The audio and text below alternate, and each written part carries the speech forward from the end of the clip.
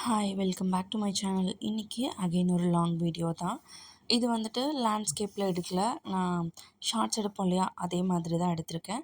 But இது long video தான். So brownie வந்துட்டு எப்படி செய்கிறது அப்படிங்கிறத இந்த வீடியோவில் நான் உங்களுக்கு ஷேர் பண்ணியிருக்கேன். ஒரு சில சிஸ்டர்ஸ் கேட்டிருந்தாங்க, நான் இந்த ஓடிஜியில் எப்படி வந்து ப்ரௌனி பண்ணுறேன் அண்ட் நீங்கள் ப்ரௌனி எப்படி பண்ணுறீங்க அப்படிங்கிறதுமே எனக்கு ஷேர் பண்ணுங்கள் அப்படின்னு சொல்லி கேட்டிருந்தாங்க. ஸோ அவங்களுக்காகவும் அப்புறம் வந்துட்டு புதுசாக பண்ணுறவங்களுக்கும் இது யூஸ்ஃபுல்லாக இருக்கும் அப்படின்னு நம்புகிறேன். அண்டு இன்றைக்கி நான் எப்படி பண்ணுவேன் சிம்பிளாக அப்படிங்கிறது தான் வந்துட்டு நான் உங்களோட ஷேர் பண்ணியிருக்கேன். எனக்கு பெருசாக பேக்கிங் நாலேஜோ அந்த மாதிரிலாம் எதுவும் கிடையாது. நானாக சில வீடியோஸ் பார்த்து கற்றுக்கிட்டது தான். இப்போ ப்ரௌனி பேட்டர் வந்து ரெடி பண்ணிடலாம். அதுக்கு வந்துட்டு ஒரு கப் அளவுக்கு மைதா எடுத்திருக்கேன். அதே சேம் கப் அளவுக்கு கொக்கோ பவுடர் ஆட் பண்ணியிருக்கேன். 100 கிராம் பட்டர் வந்து எடுத்து ரெடியாக வச்சுக்கோங்க. அண்ட் வந்துட்டு அந்த மாவு வந்துட்டு சேர்க்கும் போது சலிச்சு சேர்க்கலாம், நான் இன்றைக்கி மறந்துட்டேன். ஸோ நல்லா வந்துட்டு என்னுடைய பீட்டர் வச்சு பீட் பண்ணிக்கிட்டேன். அண்ட் அதுக்கப்புறம் அது கூடவே வந்துட்டு ஒரு 1/4 டீஸ்பூன் அளவுக்கு பேக்கிங் பவுடர் அண்ட் வந்துட்டு சமையல் சோடா ரெண்டுமே வந்து சேர்த்துட்டு நல்லா வந்து மிக்ஸ் பண்ணி விட்டுக்கலாம். அண்ட் இப்போ வந்துட்டு பட்டர் வந்துட்டு மெல்ட் பண்ணிக்கலாம், டபுள் பாயில் மெத்தட், அப்படிலாம் டேரெக்டாகவும் பண்ணிக்கலாம். பட் கம்ப்ளீட்டாக ஆறின பிறகு தான் வந்து எக் ஆட் பண்ணணும். பட்டர் கூடயே வந்துட்டு சாக்லேட் சேர்த்துக்கிறேன். பட்டரோட ஹீட்கே வந்து சாக்லேட்டும் வந்து நல்லா மெல்ட் ஆகிடும். சாக்லேட் வந்து ஆப்ஷனல் தான். நான் இன்றைக்கி 50% டார்க் சாக்லேட் வந்து ஆட் பண்ணியிருக்கேன் ஃப்ளேவருக்காக. ஸோ நல்லா அதை வந்து பீட் பண்ணோம் அப்படின்னா இந்தளவுக்கு மெல்ட் ஆகிடும். அண்ட் அது கூடவே வந்துட்டு சுகர், எந்த கப்பில் வந்து மாவும் கொக்கோ பவுடரும் போட்டிருக்கோமோ அதே வந்துட்டு கப்லேயே வந்துட்டு நான் வந்து சுகர் சேர்த்துப்பேன். அதை வந்து நல்லா பொடி பண்ணிவிட்டு அண்ட் அதையுமே சேர்த்து நல்லா வந்துட்டு பீட் பண்ணிக்கணும். இதெல்லாம் பண்ணுறதுக்கு முன்னாடியே வந்துட்டு நான் ஓடிஜியை ஒரு 15 மினிட்ஸ்க்கு வந்துட்டு நான் ப்ரீ ஹீட் பண்ணிட்டேன். அண்ட் அது கூடவே வந்துட்டு இப்போது அந்த எக்கு வந்துட்டு ரூம் டெம்பரேச்சரில் இருக்க 2 எக் வந்து சேர்த்து அதையுமே வந்து நல்லா பீட் பண்ணிக்கணும். நல்லா கன்சிஸ்டன்சி வந்துட்டு எந்த லம்ஸும் இல்லாமல் அந்த அளவுக்கு வந்து நல்லா பீட் பண்ணி எடுத்துக்கணும். அண்ட் இது கூடவே வந்துட்டு கொஞ்சமாக வந்து ஒரு டேபிள் ஸ்பூன் அளவுக்கு வெனிலா எசன்ஸுமே நான் ஆட் பண்ணியிருக்கேன். அந்த கிளிப் வந்து மிஸ் பண்ணிட்டேன். ஸோ நீங்களும் வந்து ஆட் பண்ணிக்கோங்க. ஃப்ளேவர் வந்து சூப்பராக இருக்கும். எக் வேண்டாங்கிறவங்க எக் வந்து ஸ்கிப் பண்ணிக்கலாம்.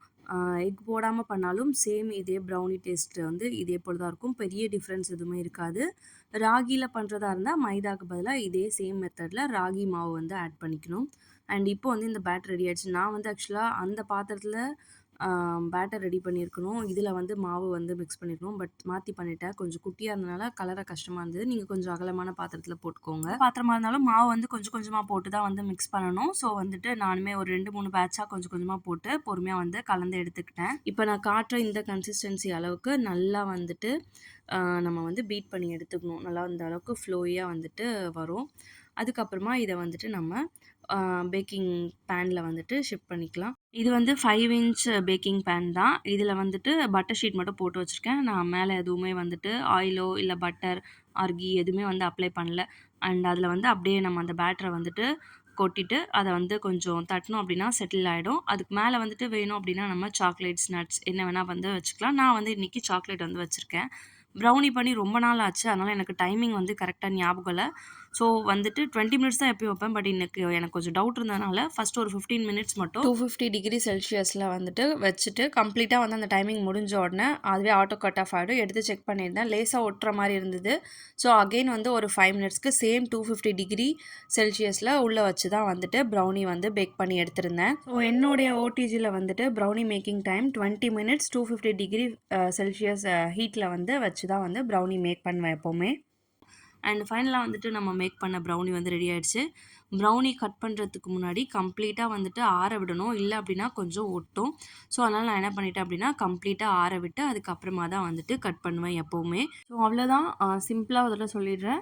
நம்ம பேட்டருக்கு வந்துட்டு எந்த கப்பில் வந்துட்டு மாவு எடுக்கிறோமோ அதே அளவில் கொக்கோ பவுடர், அதே அளவு சுகர், அதுக்கப்புறமா வந்துட்டு அதை தனியாக மிக்ஸ் பண்ணி எடுத்து வச்சுக்கணும்.